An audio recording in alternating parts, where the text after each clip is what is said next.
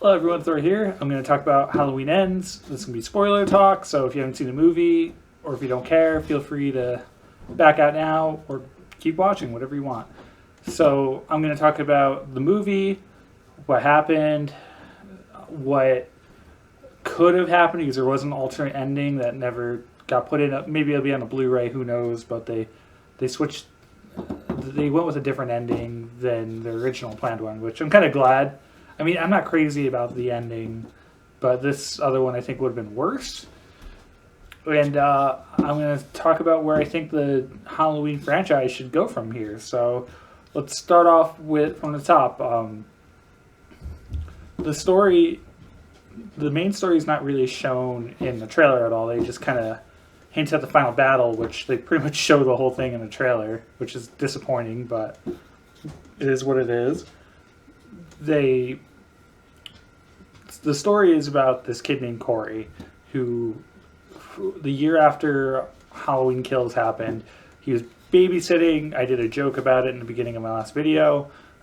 He's babysitting, has an accident, kills this little kid. It wasn't on purpose, but everyone calls him like a murderer, that he's crazy. His life's pretty miserable. He doesn't like getting close to people, and he's getting like bullied and picked on, but everyone around him says he's a decent kid.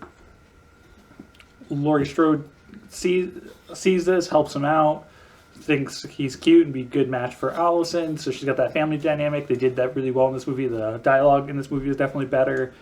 The dynamic between Alice and Laurie was some of the best parts of the movie.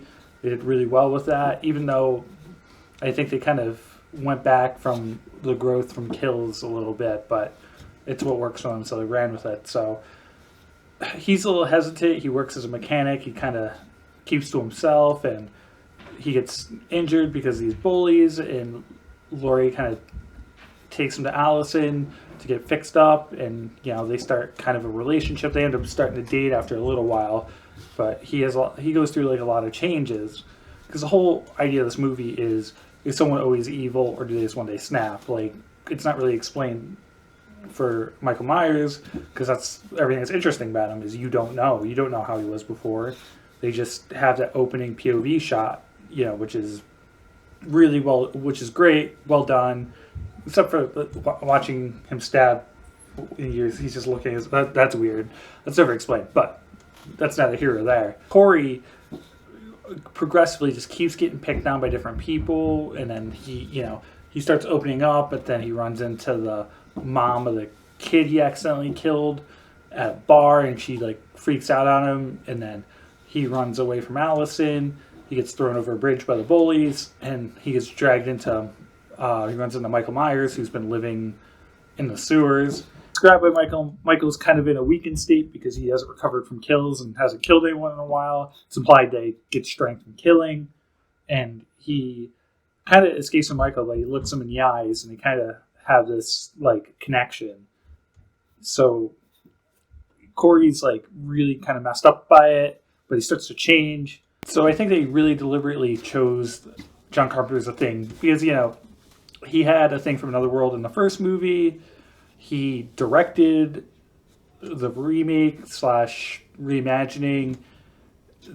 He's also, a producer on this, so I'm sure it's really easy to get the royalties or rights to show it. But I think the real reason being is, you wouldn't know this the first time watching The Thing, but if you look into some info about the movie, in The Thing, some people aren't human. They're actually an alien that can take over and make a perfect copy of the person. You wouldn't know if it's human or not.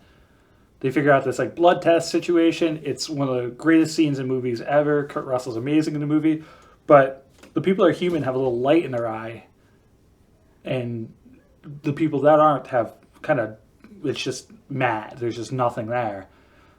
It's a little cue to see who's human or not. Like at the end, spoiler for The Thing, there's two semi-spoiler. There's two characters left. You don't know who's human. A lot of people debate you can't see a sparkle in the light in either of their eyes, but they're outside and there's a fire going on. So it's really up to debate. Corey, as he gets his connection with Michael, starts having darker eyes. He's acting different. He was always a little off, but he gets more and more dark as it's going. Laurie starts to see this because he's starting to like kind of stalk Allison, but like he just wants to talk to her. But he's getting like more aspects of Michael, and then he lures people to Michael, helps Michael kill them. He gets some. Michael seems to get more power as he kills. Corey learns how to do it. After Corey brings a couple of people there, he talks to Allison. He's like, "Do you want to burn Haddonfield down?" And she's like, "Let's do it." And he says, "I'll light the match." And he starts killing people. He takes revenge on the person that got a promotion over Allison, her ex-boyfriend that was a cop. He gets the bullies really, really bad.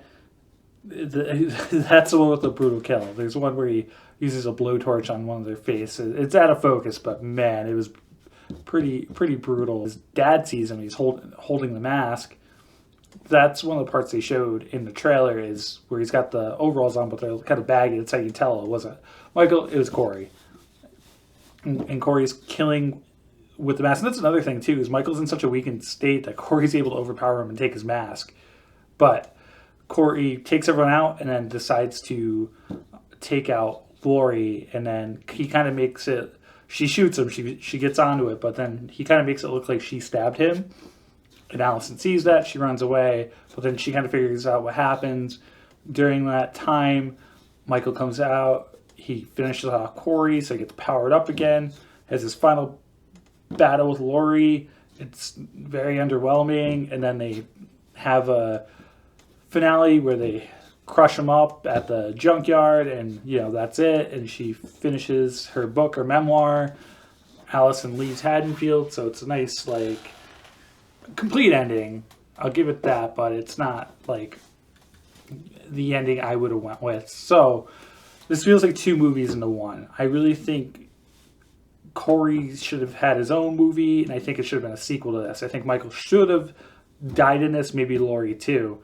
And I think that maybe the Corey parts, I think Corey should have been in the earlier movies as like a side character, or maybe a main one in Kills, just so we cared about him a little bit more, and when he went down this dark path, it was more effective. So I do like the idea of the copycat killer. I like the idea of evil can come out in anyone given the circumstance, or they're just born with it, and that's really the idea the movie was going with. But I think this third one should have been a bigger showdown between Mike and Laurie, like in the first one.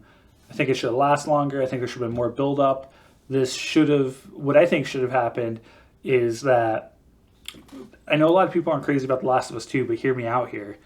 In The Last of Us 2, I personally like it. I know a lot of people didn't like it because a certain character got killed off, and then another character goes off to get revenge halfway across the country, and that's where I'm kind of going with this. I think what they should have done in this movie is Laurie's lived with guilt for 4 years, and she can't get past it, and she needs to exercise her demon. She needs to find him and track him down. So I think, do a little murder mystery thing where they kind of hint at this, like they had someone do murders in Haddonfield. They're dead in the car, and they're like, "Oh, is Michael back?" No, he doesn't use a gun. Maybe Laurie just finds out about these murders, that she's like, "I know it's him," and she's just chasing him through the, around you. I know everyone wants a Haddonfield, but maybe call back to the other one. Maybe went to California. He's at an all-girls school or something. Just, if you want to bring it back to H2O, a lot of ways you could go. I'm just saying it's an interesting idea. Would have been different. They could have had a final fight. I think they should have both died in that one. Or, let Laurie survive and take out Mike, but then build up Corey. Have Corey and Allison go on this journey to help her.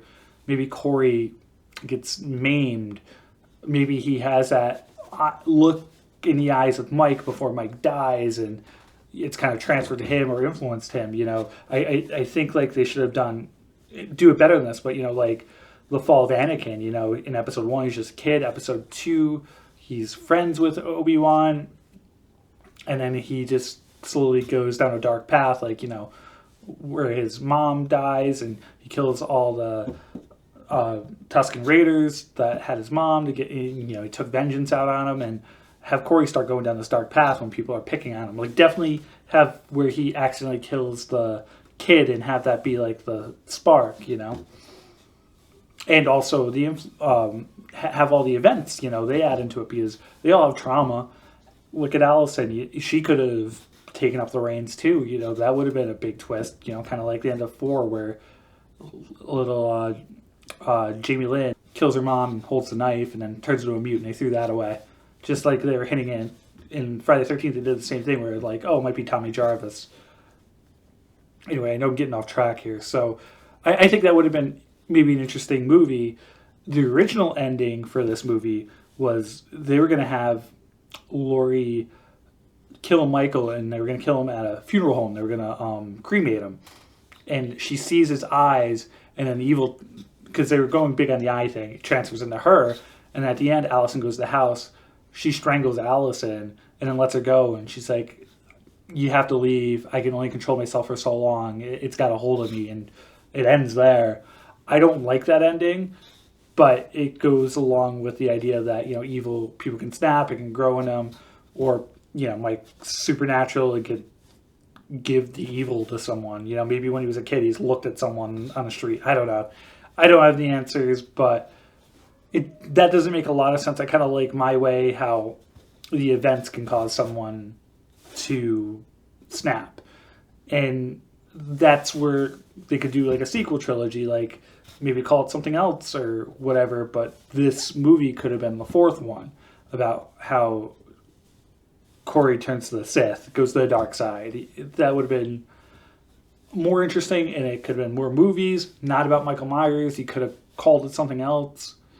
And that's, since they can't do that, because that's not the movie we got, what I think they should do now is I think it needs a reboot. Obviously, you can't have Jamie Lee Curtis back. I don't think they can do the same story. I think they either have to, like, fully go in the Cult of Thorn, like, don't make it garbage, do the Cult of Thorn thing, give it a new origin. Kid suddenly snaps when he's young, sure, do all that, but don't have him chasing babysitters. You know, make a new story revolving around the Cult of Thorn breaking him out, or this is like a planned thing. Then they could also make it more, he's more supernatural, like almost like Zombie Jason. Because this trilogy really is like, he might be human, he might not be. I think he's like somewhere in between. I mean, obviously with the amount of damage he took, but they also try to prove that he's just a man, but then they do the eye thing. So this movie didn't really know what they wanted him to be. It's kind of like up to the viewer, right? So I think they could do a better Cult of Thorn, because I like the fourth one, but that trilogy falls off for me. They could do another sequel to the original one where Michael's still locked up. There's a copycat killer that's trying to become like him and maybe come in contact with him. There's another ways you can do it. You just got to change up the formula. I just don't think they can go back to the same thing. Because, you know, we got the sequel trilogy. We also have the original, which is still an amazing movie. Overall, like I said, I think the movie was okay. It's a mix of two different movies just like put together. And it's not a satisfying conclusion. I mean, I feel like I don't think they don't have a way out of it. I don't think they can just like Halloween H2O, like, oh, he's put his mask on someone else and they put someone else there. It's unfortunate because I was very excited for it. I thought 2018 was great, and you know what? I could just watch Halloween 1 in 2018 as a standalone. He dies in the fire. We end it there. Though I do, you know, kills I think is just a lot of filler. It's just Michael killing people. I mean, if you're in the mood, that's fine. And this one, it's just, I like the idea. I just don't like the execution. And I think it should have been the sequel to this trilogy. Without Mike, Laurie Strode is, you know, maybe have her do like a cameo where she's still alive, but maybe she's in a weakened state because of her battles with Michael. I'm sure she would have done that. I mean, Liam Neeson did in the Obi-Wan thing. He did it over Skype, pretty much. There's a lot of things they could have done. I think they probably pushed this one out a little too quick. I don't think they really knew how they did it. I think this trilogy should have been... It wasn't developed as a trilogy. I'm pretty sure they had like 2 movies in mind and spread it out to 3. And that's another thing, too, is this movie's so long. I was interested. I wasn't like... my phone saying, "Oh man, how long has this been?" I was engaged. That's why I don't want to say this movie's bad. I was engaged. It didn't feel as long as like Hellraiser felt too long to me, but I digress. I think it's got a lot of issues. I think it could have been better with some editing, some better choices. I don't know. After 2018, I'm just surprised. I just feel like the two after just don't stand up to it. Like they did a really good job with that one, and they had one good idea, and I think they just didn't develop the other ideas. And they definitely had stuff there because I thought the actor who played Corey was great, and I would have liked to see a trilogy of what he could have came like. Do this Halloween Ends about Corey. Do that story. He gets caught at the end like Michael did, and then maybe fast forward like 5-10 years and he escapes and he's just stopped talking to people and he just follows the same footstep and he becomes the new boogeyman. That would have been interesting and a good passing of the torch, and could have come up with new stories, have Allison involved, bring new characters into it. You could have gone anyway. It's not what they did, and we'll probably get a new Halloween movie.